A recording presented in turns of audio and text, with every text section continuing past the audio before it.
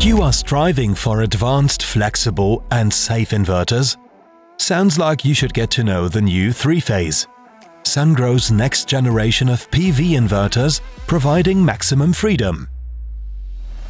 Before starting the installation, please read the safety instructions in our manual.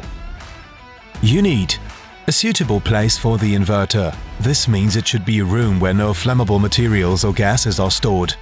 The wall must be fireproof and able to withstand a force of 4 times the weight of the inverter. Furthermore, the inverter should not be exposed to direct sunlight, rain or snow. All screws and plugs required for the installation are already included in the delivery. You only need your own tools like screwdrivers. And off we go!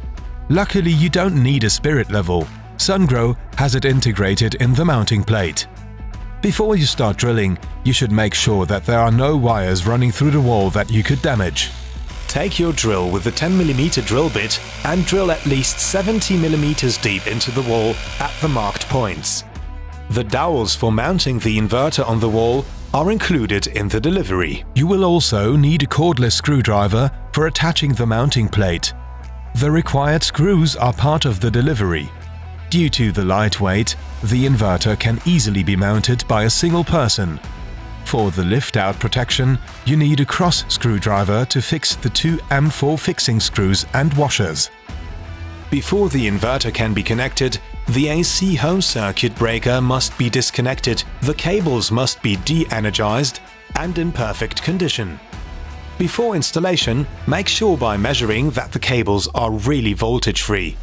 You will find all cable requirements and wire sizes necessary for commissioning in our manual.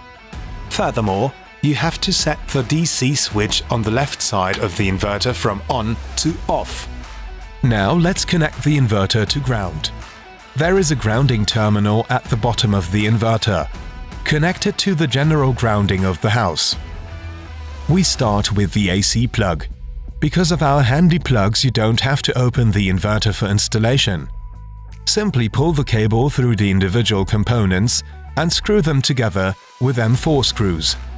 Make sure that all cables are fixed to the respective terminals. When all cables are in place, push the terminal strip into the housing of the plug. When you hear a click, the terminal strip is properly engaged. Last but not least, you have to tighten the fasteners. The smaller versions of the new 3-phase up to 12 kW come with a newly designed AC connector. The assembly works screw-free. Only for final fixing of the connector, 1 screw is required. Quick and easy. Connect the AC connector to the inverter. Now let's take a look at the DC connector. After stripping the insulation, you have to attach a crimp contact. For this, you have to check the polarity, because each pole has different terminals that need to be crimped. The polarity is marked on the inverter. Then push the cable into the insulating sleeve until it snaps into place. Screw it, and that's it. Check again that the polarity corresponds to the imprint. The finished plugs only fit to the appropriate connections. The amount of DC inputs varies depending on the power range of the inverter. In the next step, we will set up the communication port. Via this port, you can connect the smart energy meter or the communication cable for daisy chain mode. Let's start with the energy meter, which is needed for the feed-in power function.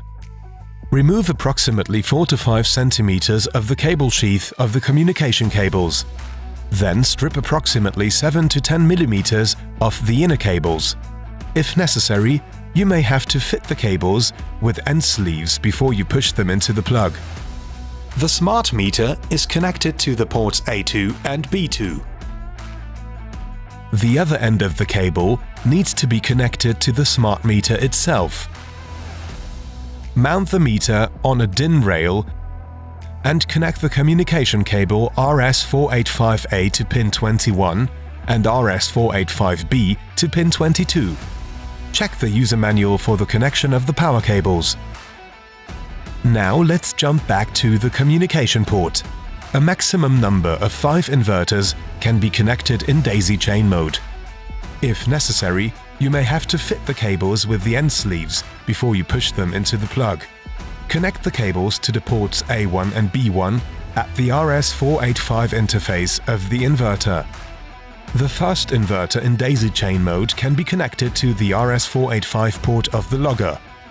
The cable between two inverters should be no more than 10 meters. When daisy chain mode is being used, the YNET-S can't be used as communication device. Plug everything together, screw it, and plug it in. For commissioning, you have to connect the new YNET module. It combines Ethernet and Wi-Fi in one port and is part of the delivery scope. If you want to use Ethernet, simply unscrew the swivel nut from the YNET-S and thread the network cable through it. Insert the RJ45 plug into the plug connector until you hear a click. Screw everything together and plug the device in. If you want to use Wi-Fi, it's even easier. Simply connect the module to the inverter. That's it. The installation is done. Now it's time for commissioning. First, you have to set the DC switch of the inverter to the on position to connect the inverter to the PV generator. Next, you have to switch on the AC circuit breaker. A look at the LED light tells you if everything works properly.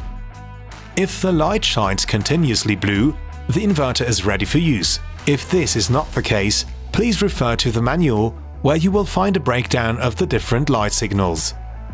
When connected, the YNET module takes some minutes to fully boot. To finalize the setup, you need to download the iSolar Cloud app. You may find a detailed commissioning video on our YouTube channel.